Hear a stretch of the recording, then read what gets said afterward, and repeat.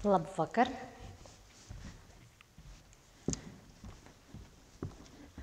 Mēs iepriekš izmēģinājām, un Agnes teica, ka man esot jākāpjas uz skatuves, ar ko es nejūtos pārāk komfortabli, bet tajā pašā laikā ir lielais ekrāns, kas ir savādi, bet brīnišķīgi. Lūk, tā kā šimīgi. Es nekad neesmu domājis, ka tas ekrāns ir tik liels, ka, lai kas uz tā ekrāna būtu rakstīts, liekas, tā kā šausmīgi nopietni un tā kā svarīgi, un ka nav samelots. Būtībā es varu rakstīt, ja kādas muļķības jūs ticēsiet, ja vien tas nebūs, jūs nezināsiet, ka pilnīgi nepareizi. Bet, jā, kāpēc mēs tieši ar Agnes arī runājām, Daira prasīja, kāpēc man izvēlējās lasīt lekciju. Agnes neatklāja, viņai noteikti ir kaut kāds šausminošs noslēpums. Mana versija ir par to, ka es esmu diezgan apsēsta ar jauno Dienvidkorejas kino, par ko es kaut kad nesen arī uzrakstīju bezdievīgi garu rakstu kinorakstos. Takashi salīdzinājumā ar dienvidkorejiešiem būtu tā kā pagriezts uz 11 tajā kaut kādā vājprāta skalā, tad nolausts kloķis un tas viss barometrs tā kā iemests logā un, protams, ka vēl kādam trāpa galva un ir asins un viss ir absolūti vājprātīgi. Takashi Miike man... No viņa repertuāra man pašai ir vairākas filmas, kuras man tiešām ir ārkārtīgi tuvas. Es atzīšos, ka es visas filmas neesmu redzējusi. Es būšu ļoti priecīga, ja kāds zālē redzēs visas viņa filmas, bet tas arī būs ļoti aizdomīgi, jo pēc kaut kāda brīža jūs sapratīsiet, kāpēc. Domājot par Takashi Miike un filmu Kinoprovi, es domāju, kā jums šovakar par to stāstīt. Es filmu pirmoreiz skatījos, es gribētu teikt, 2004. gadā, katrā ziņā nevarētu būt, varbūt netik sen, bet pasen, un tagad es noskatījos filmu vēlreiz, un bija ārkārtīgi interesanti skatīties šo filmu jau citā kontekstā, jau citā kultūra vēsturiskā kontekstā, gan sabiedrības izmaiņu rezultātā, gan arī manas pašas personīgās pieredzes rezultātā, un tas vispār ir interesants fakts skatoties kino. Ar kaut kādu laika nogriezni, tu filmā saskati ne tikai kaut ko jaunu, bet tu arī interpretē filmās redzētās lietas citādāk. Tu pievērs detaļām un niansēm citādāk uzmanību. Un domājot par to, kā stāstīt jums šovakar par filmu Kinoprove un Takashi Miike, es nonācu strupceļā, jo, manuprāt, lai pilnvērtīgi saprastu vai izbaudītu arī savā ziņā filmu Kinoproves, ir jāzina arī nedaudz par Takashi Miikes daļradi. Viņš ir ārkārtīgi pretrunīgs režisors, un tas arī ir ārkārtīgi interesanti, jo viņa daļrada ir ļoti, ļoti daudzveidīga. Un ja es jums pateiktu, ka šī filma ir tā, kura sāka viņu starptautisko kino karjeru, vismaz nevar viņu teikt īsti starptautisku, bet starptautisku atpazīstamību, bet tā noteikti nav viņa daļradi raksturojoša filma. Ja kāds jums pateiks, es redzēju filmu Kinoprove un man patīk Takashi Miike, un tad jūs skatīsieties jebkuru citu viņa filmu, jūs būsiet diezgan lielā šokā, iespējams, vai pārsteigumā negaidītā.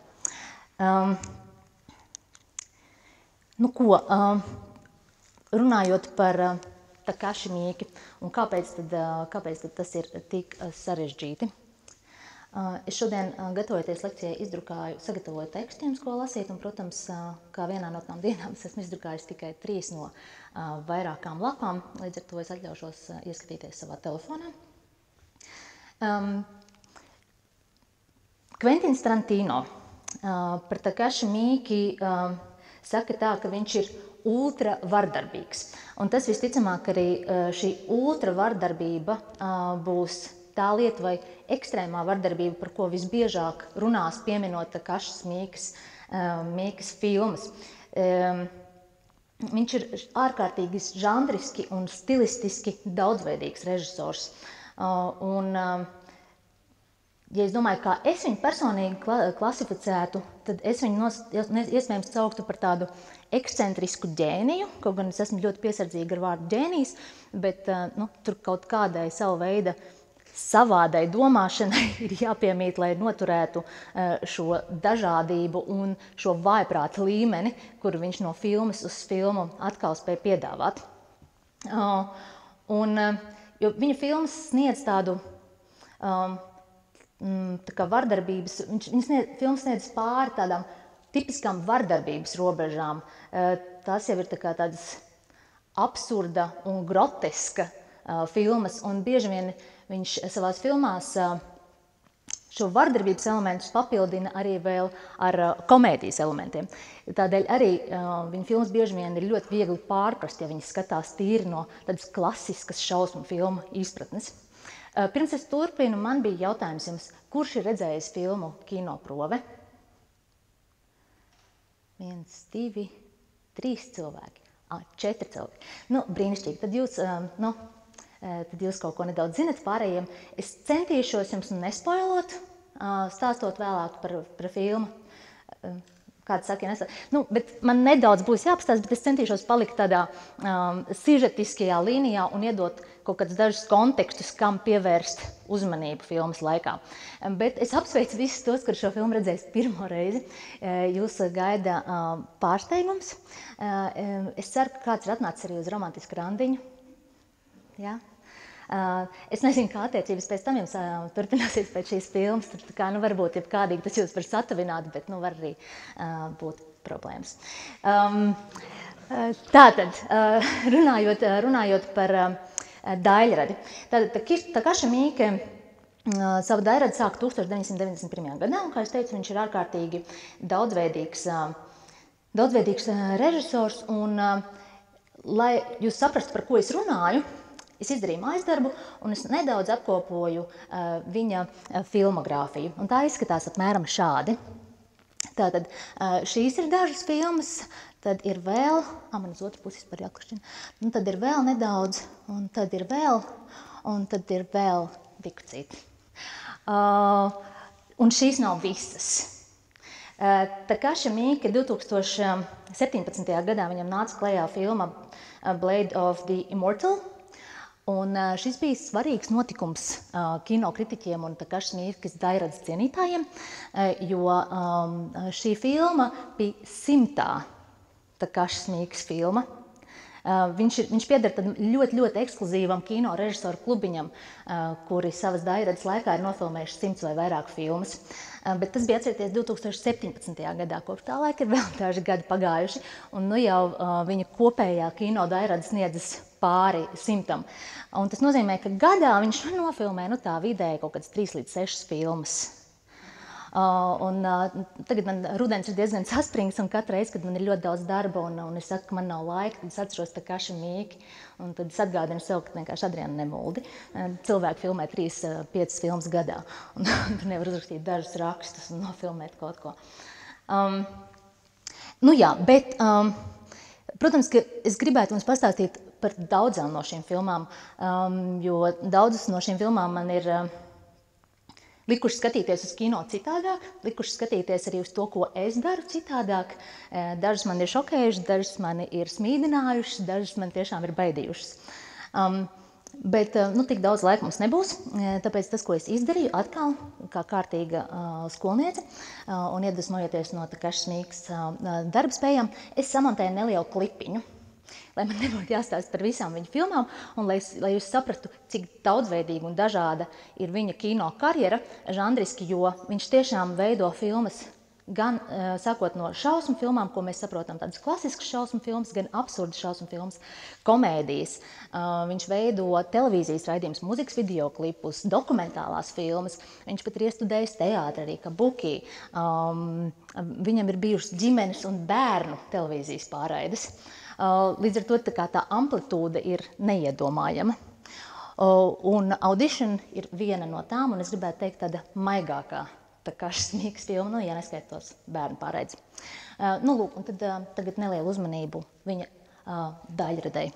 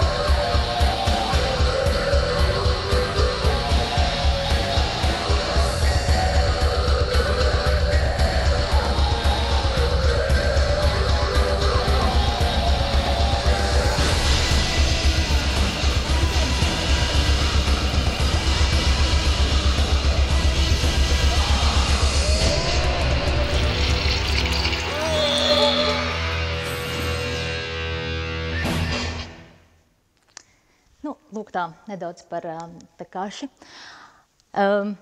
Lai jūs saprastu arī, no kurienes, kāda ir tā Takashi ceļš līdz kino.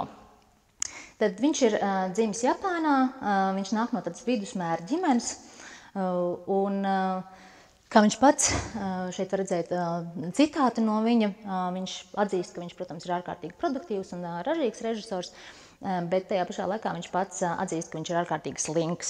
Un patiesībā vienīgais iemesls viņam kaut ko darīt un neieslīgst tādā bezgalīgā prokrastinācijā ir filmēt filmas. Un šo slinkumu viņš jau apzinājās jaunībā, bērnībā un tajā brīdī, kad pēc skolas bija jāizlem, ko darīt. Leģenda vēsta, es nezinu, vai tā ir taisnība, bet daudz kur intervijās viņš to ir teicis, ka viena daļa viņa skolas draugus pievienojās Jakuzām, ko viņš īsti neuzskatīja par pārāk perspektīvu karjeras iespēju, bet tajā pašā laikā viņš negribēja arī klasisku karjeru. Un tad viņš domāja, kas varētu būt tāds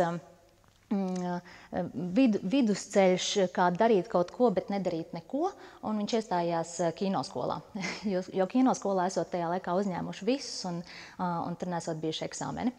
Un kinoskolā viņš nebija pārāk cītīgs students, to arī viņš pats atzīst, jo viņam arī nesot tajā laikā bijusi ambīcija kļūt par režisoru. Maksimāli cik daudz viņa plāni sniedzās, bija kļūt par režisoru asistentu. Un tas ir viņu arī galu galā notika. Kad viņš beidz kinoskolu, viņš sāk strādāt televīzijā, producējot un asistējot dažādu televīzijas raidījumus, televīzijas filmas. Bet labā lieta, kas ar viņu notika, par viņu mentoru kļuva Japāņu režisors Shohei Imamura. Un pateicoties viņam, viņš kļuva par viņa režisoru pirmo asistentu un arī citu režisoru pirmo asistentu. Un tad viņš pakāpeniski šādā veidā kāpa par tām karjeras kāpnēm, iemantoja pieredzi. Un ar laiku jau sāka filmēt pirmās filmas, kuras mēs īsti nevaram klasificēt kā filmas tādā tradicionālā izpratnē, bet vispirms tā viņa karjera veidojās tajā V-cinemā, jeb direct video kategorijā, proti, kur nofilmētās filmas uzreiz nonāk VHS kasetēs vai televīzijā. Un tad, attiecīgi, par viņa tādu karjeras sākumu par filmām mēs varam runāt sākot no 91. gada. Man jāizņem klikšķis, lai pārslēgtu slaidu. Jā. Tātad, pirmā filma, kur viņš nofilmēja, bija Lady Hunter Prelude to Murder. Lūk, šāda, bet, kā jau Takashi Miike, kurš ir ārkārtīgi produktīvs režisors, nestoties to, ka šī bija pirmā filma, kur viņš nofilmēja, paralēli viņš filmēja jau nākamo. Un tā sanāca, ka nākamā filma, Eye Catch Junction, iznāca pirmā, respektīvi otrā nofilmētā filma iznāca pirmā. Un kāpēc es jums to rādu? Es tikpat labi to varētu nerādīt, bet man liekas, šis ir tāds brīnišķīgs vājprāts. Es esmu redzējis šīs filmas lielāko daļu, bet ne, diemžēl, pilnībā, jo viņi ir ārkārtīgi grūti kaut kur atrast. Šī filma ir komēdija. Komēdija par, kā mēs redzam, 3 policistēm, kuras nolēma apkarot noziedzību ar aerobiku. Tas ir absolūts kičs, pilnīgs trešs. Brīžiem tiešām ir smieklīgi, citreiz gribas raudāt, jo vienkārši pārņem bezcerīgu spāņu kauna sajūta, bet kaut kas tur ir, katrā ziņā tur iezīmējas Takashi Miike arī vēlākā tendence miksēt žanrus un izmantot komiskus elementus negaidītākajās filmās un negaidītākajās epizodēs. Un vienkārši, lai jūs saprastu un vienkārši pašausminātos, kāpēc gan nē, es arī esmu šai filmai sagatavojis jums nelielu fragmentu. Šis fragments ir, jūs redzēsiet, kā šīs meitenes, kā supervaronis izģērbis vai pārģērbas sporta kostīmos, un tas, ko viņas dara, viņas izpilda tādu aizdomīgu aerobikas elementu, un tikmēr viņus vērojošie vīrieši viņiem sāk asiņot deguni, jo tas ir veids, kā viņas cīnās ar noziedzību.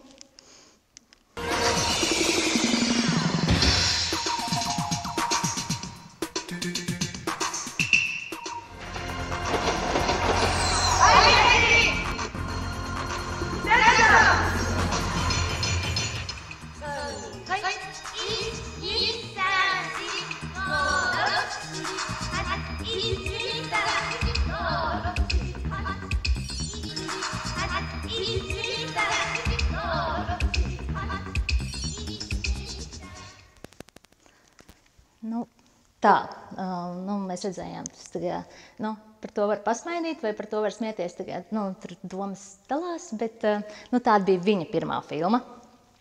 Bet iesim tālāk pie viņa nākamās filmas, kas arī ir iemesls, kāpēc jūs šovakar šeit esat sapulcējušies.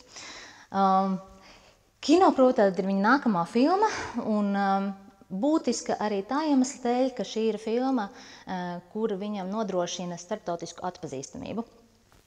Tā ir filma, kura Japānā vēl ilgi pēc tās iznākšanas ļoti reti kurš zināja. Tikai pēc tam, kad filma guva panākumus starptautiski, Japānā nedaudz tai pievērs uzmanību, bet tā joprojām ir salīdzinoši maz zinām Takašis Miikas filma Japānā, un bieži vien intervijās šīs filmas aktieri atzīst, ka esot kaut kur ārzemēs, vai Eiropā vai Amerikā, cilvēki viņus uz ielas atpazīst un izmanto kaut kādas citātas, kamēr Japānā par viņiem no šīs filmas kontekstā gandrīz neviens neko nezina. Tā, tad nedaudz par šo filmu. Tātad, tas, kā pats Miike par šo filmu runā, ka viņš ir centies atražot šajā filmā vai konfrontēt klasiskās šausmu filmas klišejas. Un vispār Mīkas tā īpašība ir tāda, ka viņš neatsaka faktiski nevienu projektu.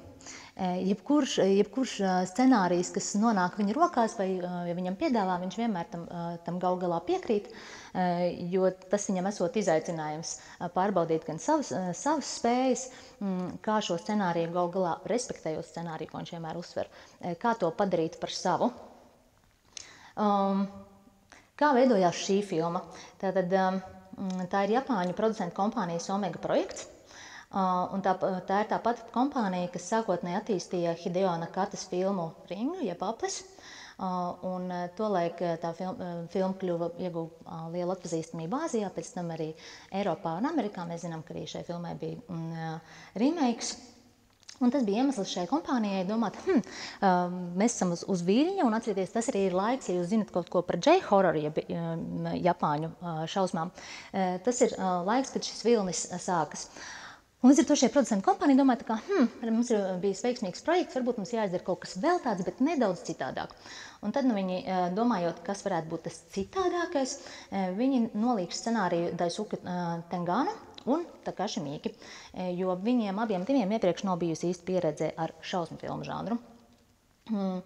Un Tengans bija iepriekš zināms kā scenārists, kurš strādāja kopā ar savu tēvu, režisoru jau pieminēto Imamuru, ar kuru attiecīgi arī Takashi Miike ir strādājis kopā.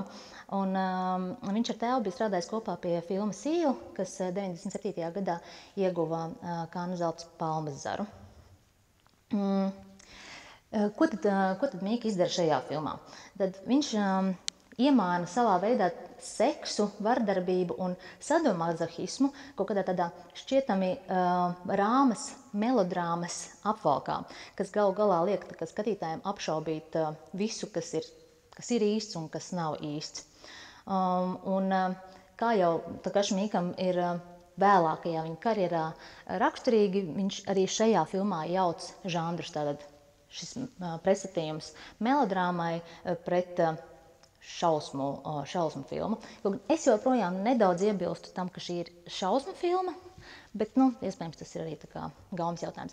Takashi Miike pats gan arī apšauba, ka vai tā ir īsta šausmu filma, jo viņš saka, filmā nav tipiski šausmu filmām, tur nav kaut kā paranormāli, tur nav briesmoņu un tā tālāk. Tā kā, viņa varbūt ir baisa, bet vai tā ir īsta šausmu filma, tas vēl ir jautājums, to jūs paši varēsiet izlemt pēc filmas nostīšanās.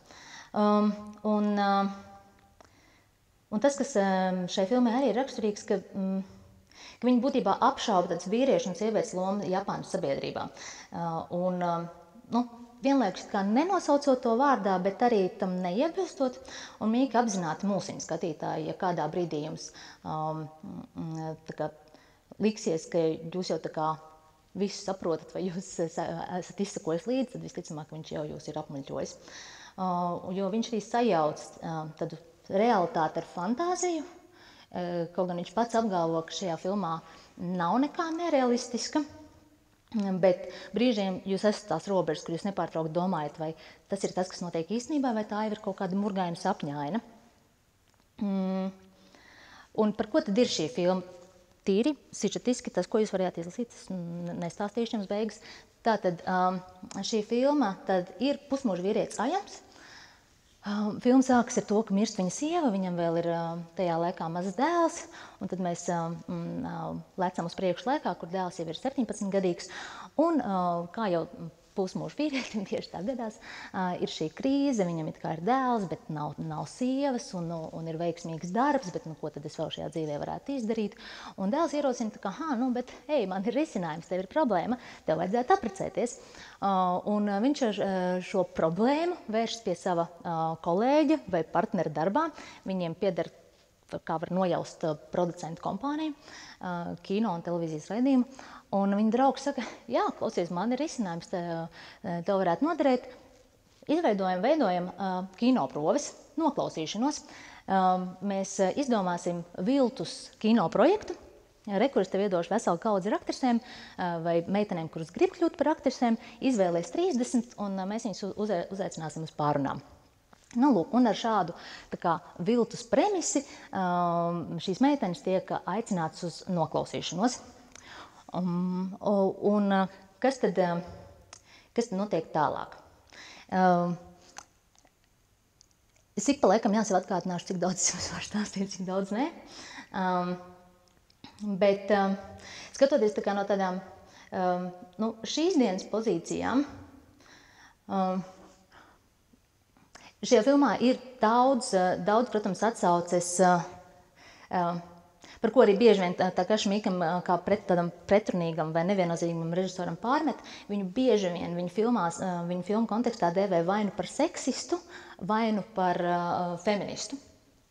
Un šai filmai ir tieši tas pats gadījums. Atkarībā no tā, kas filmu skatās un kādā valstī, šo filmu uzskata vai nu par feminismu simbolu un patriarchālās sabiedrības kritiku, vai nu to uzskata atkal par ārkārtīgi mizogīnu filmu. Bet ir jāatcerās, ka šī filma ir veidota pēc savulaik diezgan pazīstama stāsta motīviem, tādu pašu nosaukumu.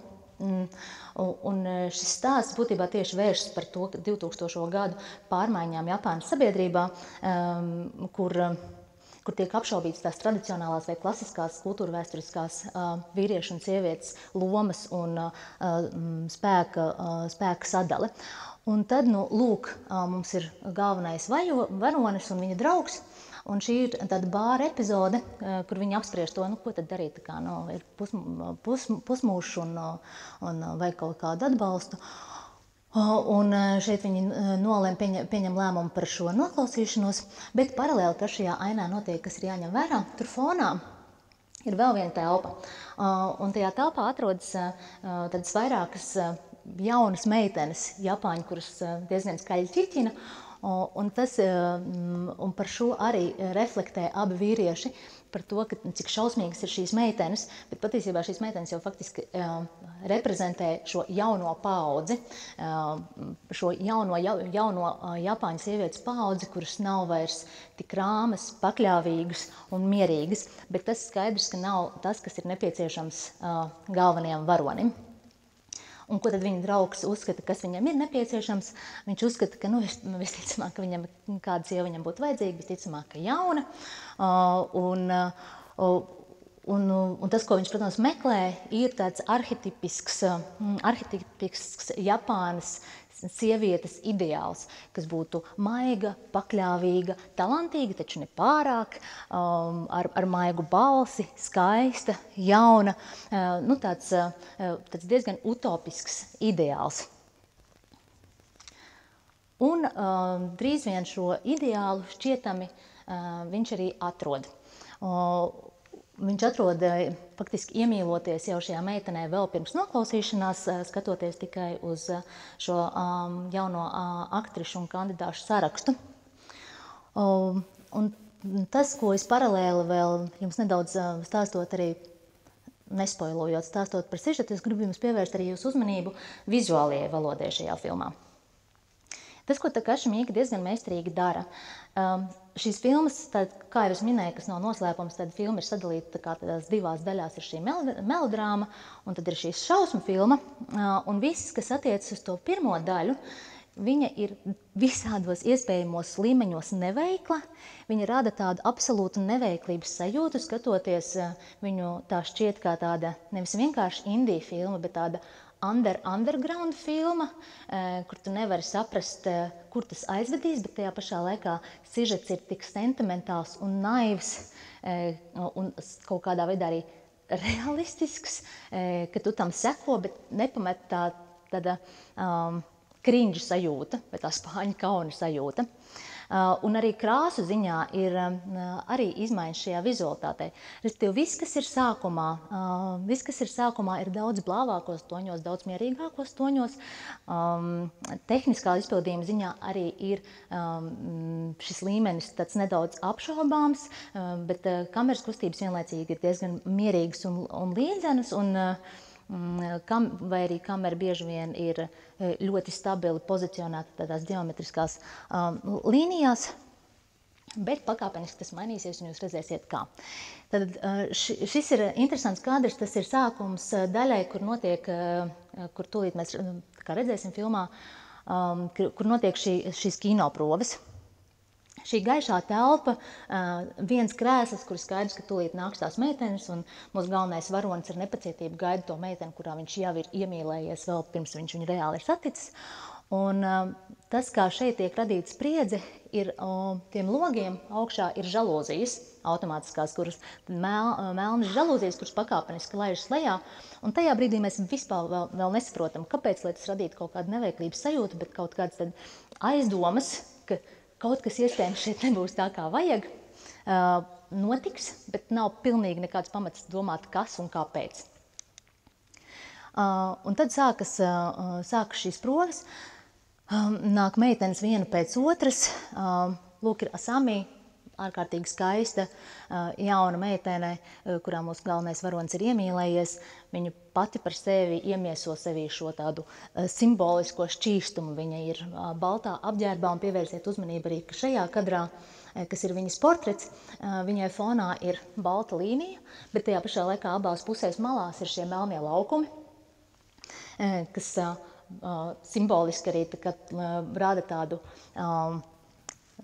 vēstījumu par viņas slēptajām tumšajām dzīlēm, un ko mēs arī filmā uzzināsim, kas arī nav pārāk noslēpums, ka nestoties to, ka viņi tiešām reprezentē šo sievietes šķietamo arhiptivisko ideālu, viņas bērnības pieredze ir cieši saistīta ar vardarbību ģimenē.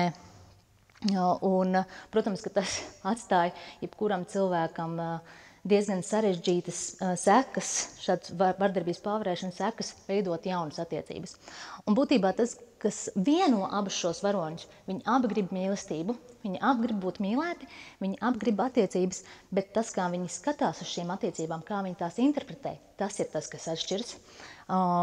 Galvenais varonis, tad viņš skatās uz to tādās tradicionālās maskulīnās pozīcijās, viņš ir gatavs dievināt šo sievieti, viņš viņā redz kaut ko šķīstu, bet tajā pašā laikā viņš nav gatavs ierobežot sevi, viņš sevi joprojām grib saglabāt arī kaut kādu savu brīvību, kamēr Asami, šī jaunā meitene, viņa absolūti idealizē šīs attiecības. Viņa bieži vien viņa arī saka frāzi, vai tu mīlēsi tikai mani tikai un vienīgi. Un, protams, ka tur galu galā tas ir viens no tādiem konfliktiem, kas viņu attiecībās rodas, kaut gan pats režisors uzskata, ka viņu starpā īsti konflikts neveidojas. Šis, manuprāt, ir viens no skaistākajiem kadriem, kas atkal reprezentē šo galvenā varoņa Asami idealizēšanu vēl tajā brīdī. Un pakāpeniski šeit jau mēs varam sākt runāt par izmaiņām arī filmas vizualitātē. Notiek viņiem pirmie randiņi, un šeit pievērsiet uzmanību, kas ir interesanti, ka paši pirmie randiņi arī viņiem notiek faktiski pēc šīs kinoprovēm. Viņiem randiņi notiek dažādās kafejnīcās, vienmēr sakot viņāt. Bet paskatieties izmaiņu. augšējais attēls, tas ir viens no pirmajiem. Tas ir ārkārtīgi plats kadrs, priekšplānā vispār ir kaut kāda absolūti nevajadzīga, bezjēdzīga, nesaprotama ziedi. Šie cilvēki, par kuriem mēs stāstām, ir kaut kur tur tālumā. Viņi kaut kur ir fonā, visapkārt viņiem notiek dzīve, mēs viņiem vispār nepievēršam uzmanību, kaut gan mēs dzirdam viņu dialogus. Tad šis apakšā jau ir viens no nākamajiem viņu randiņiem, kur joprojām Asami ir diezgan bikla, bet mēs jau esam viņiem pietuvojušies. Un tad nākamais attēls ir vēl tālāk filmā, kur jau viņas visa būtība un viņas stāja jau nedaudz mainās. Viņai parādās pārliecinošāks smaids, drošāks smaids un, kas ir interesanti, arī mainās kameras tehnika. Kamera uz filmas otru pusi sāk slīdēt arvien zemāk, ieņem arvien zemāku leņķi. Kamera bieži vien arī vairs nesaglabā šīs taisnās pozīcijas, bet brīžiem parādās jau Dutch angle, kad tev kamera ir tā kā nedaudz ieslīpeniska, un tas rada tādu tā kā klaustrofobijas sajūtu. Un tas ir arī paņēmiens, ko Takashi Miike izmanto pakāpeniski radot šo spriedzi un gatavojot jūs kaut kam jūs vēl nezināt, kas tas īsti būs. Un krāsas šeit arī salīdzinājumā ar to sākumu. Krāsas paliek arvien saturētākas, arvien tumšākas. Un šis ir citāts no filmas, ko saka Asami, kas arī iezīmē to kā viņa redz attiecības ar līdzcilvēkiem, ņemot vērā, ka viņai ir bijuši šī vardarbības pieredze bērnībā. Tas ir atstājis, protams, viņā būtiskas traumas un rētas emocionāls, un šis ir tas veids, kā viņa redz. Viņa vēlas savās attiecībās maksimāli izvairīties no meliem, viņa grib absolūtu atklātību, bet tajā pašā laikā, tā kā viņa pati ir izgājusi cauri sāpēm, tad viņas prāt tas ir vienīgais, kam viņa var uzticēties. Sāpes ir absolūts patiesības barometrs. Citiem vārdiem tikpat labi to varētu teikt, ka darbi runā skaļāk par vārdiem, bet viņas pasaulē sāpes. Tas ir tas vienīgais patiesais. Un šī ir viena no tādām pirmajām ainām, ja mēs iepriekš redzējām galvenokārt to, kas notiek restorānā, to, kas notiek pie galvenā varoņa mājās vai darbā. Mēs uz kaut kādiem atsevišķiem dažiem brīžiem ielūkojamies arī Asami mājās. Un tas arī tā kā sākumā tas ir pavisam nelieliem pilieniem, pavisam mazām epizodēm, bet šajā kadrā pat jebkuram paskatoties, jau rodas tāda trauksmes sajūta, jo tas uzdod jautājumus. Kāpēc viņa ir šādā pozā? Kāpēc ir telefons? Un viņa gaida zvanu, un galu galā, kas ir tajā maisā? Un, kā mēs redzam, arī krāsas šeit paliek tumšākas. Un šis ir vēl uz priekšu, filmā vairāk, kur arī mēs jau redzam, ka šeit jau sāk veidoties tādas krāsu paleti, jau, kas raksturīgāk tādam film noāram, kas iedod vēl dziļāku atmosfēru, vēl tumšāku, vēl klaustrofobiskāku, vēl satraucošāku. Un runājot par šausmām kā tādām, tad Takashi Miike pats uzskata, ka cilvēki ir daudz šausminošāki nekā šausmu filmas. Tādēļ arī šīs filmas kontekstā viņš pats saka, ka viņš filmu ir veidojis realistisku, un viņuprāt, tas ir tas, kas šo filmu padara bailīgu vai šausminošu. Tā. Tik tā mēs būtu tikuši par šausmām, jo interesanti arī paša Takashi Miikes personībā, ka viņš daudzkārt intervijās ir atzinis, ka viņš kā bērns esot bijis ārkārtīgi bailīgs. Un ka viņam lielāko stresu, kas viņam vispār varēja radīt, bija doma par to, ka viņš kādam varētu iesist. Vai ka viņam vajadzētu kādam iesist. Līdz ar to viņš savā būtībā ir tāds ārkārtīgi pacifistisks cilvēks, un līdz ar to viņš visas šīs bailes no bailēm reprezentē vai spoguļo savās filmās. Un vienlaicīgi, līdzīgi kā Kventins Tarantino, viņš arī filmas uztver kā tādu rotaļu laukumu. Tāpēc, ka tas ir vienkārši jautri. Viņš var izmēģināt to, jebko, ko viņš vēlas, jebkādas metodas. Un viņš neuzskata, ka viņš manipulē ar skatītājiem. Viņš uzskata, ka viņš piedāvā skatītājiem citādāku perspektīvu, un viņš piedāvā tādu pašreflektīvu piedzīvojumu, kur skatītājs pats var izvērtēt savas baiļu robežas vai savu morālo kompasu.